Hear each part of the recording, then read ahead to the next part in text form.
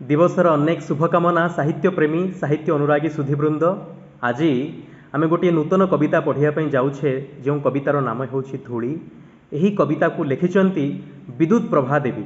विद्युत प्रभादेवी आम समस्त सम्मुख धूली गोटे निर्जीव वस्तु हेले मध्य निर्जीव जिनिस हेले मध्य ताहार मध्य किभली अभिलाष अच्छी, इच्छा अच्छी, आशा अच्छी, कामना अच्छी एवं सी कौन चाही थाए ता मनर जदि गोटे रूप था जदि सी सजीव था जदि ता भितर जीवन था ताहले सी आम निकटरे निजको किभली भाबरे उपस्थापित करिथांता, किभली ता मनर कथा को, किभली ता मनर व्यथा को, किभली ता हृदयर कष्ट क्लिष्ट को आम सम्मुखरे परिप्रकाश करिथांता। ताहा विद्युत प्रभादेवी चमत्कार लेखनी माध्यम चमत्कार काव्य शब्द संयोजना माध्यम पाठक महल निकटरे परिप्रकाश करिछंती। ताहाकु वर्तमान आमे पढ़ी जानिबा। गोटे बहुत सुंदर कविता धूली। आमे बहुत किछि कथा शिखि परिबा जीवन विषय रे। वर्तमान आस पढ़िबा। आकाश तले धूली कणामु विश्वे अति सान, जीवने मोर नाही तो केबे का साथे अभिमान। धूली निजर मनर व्यथा को, निज मनर कथा को विश्व सामनारे, जीव जगत सामनारे, प्राणी जगत सामनारे, मानव सभ्यता निकटरे निज मनर कथा को कहूची। कौन कहूची? आकाश तले धूली कणामु। एड़े बड़ गगनचुंबी नील आकाश तले मु गोटे छोट पदार्थटीए, गोटे छोट जिनिसटीए आकाश तले धूली कणामु विश्वे अति सान। ए विश्वर प्रच्छद पटरे मु केते सान, मु केते निस्व, मु केते न्यून, मु केते छोट। जीवने मोर नाही तो केबे का साथे अभिमान। मो जीवन रे कहा साथे कौनसी अभिमान नहीं, कौनसी अभियोग नहीं कहा पाखरे। जंतु जीव सबुरी पाद पीड़ई नीति मते, निर्विकारे तथापि मुहि पड़ीछि धरा पथे। जंतु जीव मानव केते लोक मो पर चढ़ी चली जाती, किछि जानवाहन जंतु जीव मानव समस्ते सबुबले मो पर चढ़ी चली जाती। मु निर्विकार भाव सृष्टिर आरंभरू, सृष्टिर आद्य कालरू पड़ी रही थी। वर्तमान सुधा मु पड़ी रही अछि। कहा निकटरे कौनसी अभिमान नहीं, कहा निकटरे कौनसी अभियोग नहीं, कहा प्रति मो मनरे कौनसी प्रकारर खराब भावना नहीं। समस्तंकर पाद मो उपरे नीति पड़ी थाए, तथापि मु निर्विकार रूपरे, निर्विकार भावरे एई धरा पथरे, पृथ्वी बक्षरे, धरणी मार गर्भरे जेमिति अछि, धरणी मार बुकुरे मध्य सेमिति पड़िकी मु रही अछि। सृष्टिर आरंभरू ए जाए एवं जेपर्यंत सृष्टि चालुथिबो से जाए मु एमिति पड़ी रही थिबी। जगते मोर की जाए आसे, दुखे अबा सुखे, एतिकी जाने विश्वजीव मिसई मोर बुके। एई जगतरे मोर कहा सहित कौनसी दियानिया नहीं। मु केबे भी कहा निकटरे कौनसी कथारे अभियोग भी करे नहीं। मु किछि जाने नहीं किए केतेबेले आसे, किए केतेबेले जाए। मु ए सब कथार हिसाब रखे नहीं किंबा मु देखे नहीं ए सब कथा। किंतु मु एतिकी जाने एई विश्व बुकुरे जेते सब जीव अछंती, जहांक भितरे जीवन अछि, समस्ते परिशेष रे आसिकी मो बुकुरे मिसंती, मो देहरे मिसंती। एतिकी जाने विश्वजीव मिसई मोर बुके। एतिकी मु जाने जे परिशेष रे समस्त जीव आसिकी मो बुकुरे, मो देहरे आसिकी परिशेष रे जीवन जेतेबेले प्राणरू जेतेबेले पिंडरू जेतेबेले प्राण चली जाई थाए, सेई समय आसिकी मो बुकुरे, मो देहरे आसी मिसंती।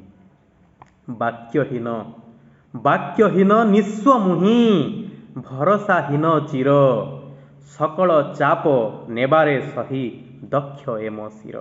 मु वाक्यहीन, मु संपूर्ण रूप से निस्व, मु कथा कहि पारे नहीं, मु मूक, मोर मनर कथा शब्द माध्यम परिप्रकाश केबे भी कहा सामना रे हुए नहीं।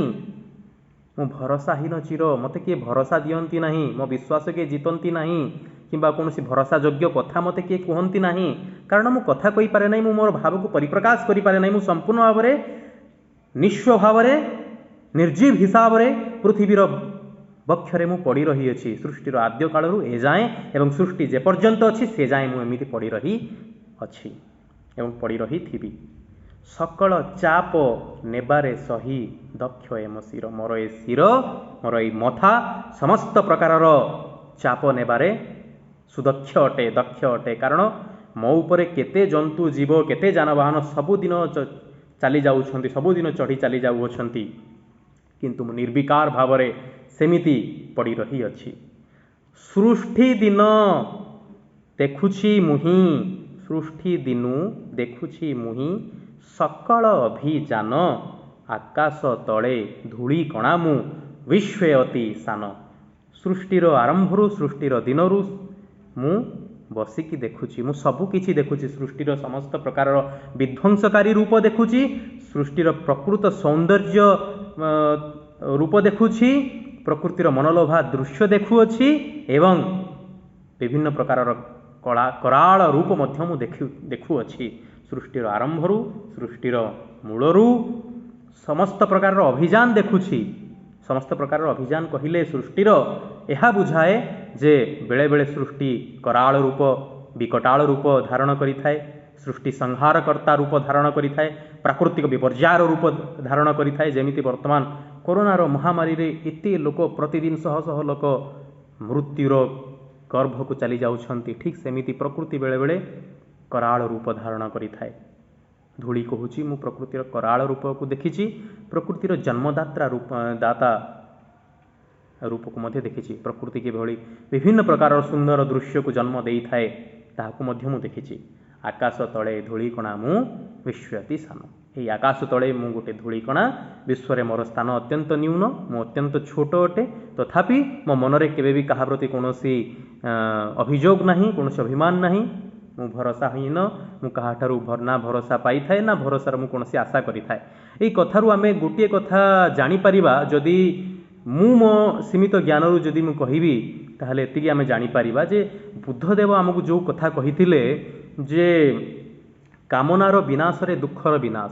ଯଦି ଆମେ କୌଣସି କାମ କରିବା, କାମନାହୀନ ରୂପରେ କୌଣସି ଯଦି କାମ କରିବା, ନିଃସ୍ୱାର୍ଥପର ମନୋଭାବ ନେଇକି ଯଦି ଆମେ କାମ କରିବା, ସେ କାମଟି ନିହାତି ରୂପରେ ଅତ୍ୟନ୍ତ ସୁନ୍ଦର ହେବ।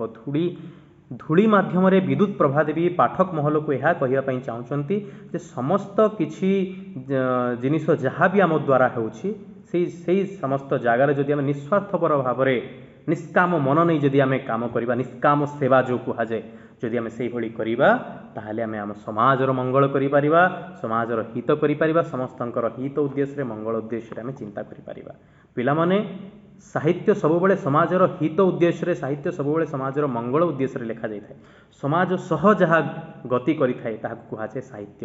ତେଣୁ ସାହିତ୍ୟର ପାଠକ ହିସାବରେ, ସାହିତ୍ୟର ଗୋଟେ ପ୍ରକୃତ ବିଦ୍ୟାର୍ଥୀ ହିସାବରେ ଆମକୁ ଏହା କରିବା ଦରକାର ଯେ ସବୁ ସମୟରେ ଆମେ ଯଦି ଜନସମୁଦାୟର ହିତ ଉଦ୍ଦେଶ୍ୟରେ, ମଙ୍ଗଳ ଉଦ୍ଦେଶ୍ୟରେ, ସମସ୍ତଙ୍କର ମଙ୍ଗଳ କାମନା ରଖି ଯଦି ଆମେ କାମ କରିବା, ସମସ୍ତଙ୍କର ମଙ୍ଗଳ ହେଉ। ଯାହା ଆମ ବେଦ ଉପନିଷଦ ଆମକୁ ଶିଖାଇଛି, ଯେମିତି ସର୍ବେ ଭବନ୍ତୁ ସୁଖିନା, ସର୍ବେ ସନ୍ତୁ ନିରାମୟା, ସର୍ବେ ଭଦ୍ରାଣୀ ପଶ୍ୟନ୍ତୁ ମା କଶ୍ଚିତ୍ ଦୁଃଖ ଭାବେ।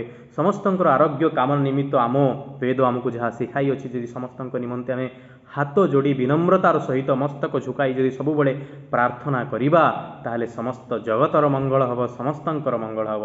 ପ୍ରକୃତ ମଣିଷ ସବୁବେଳେ ସମସ୍ତଙ୍କର ମଙ୍ଗଳ କାମନା କରିଥାଏ, ନିଜ ପାଇଁ କିଛି ମାଗିବା ପୂର୍ବରୁ ସବୁବେଳେ ସମସ୍ତଙ୍କ ପାଇଁ ମାଗିଥାଏ।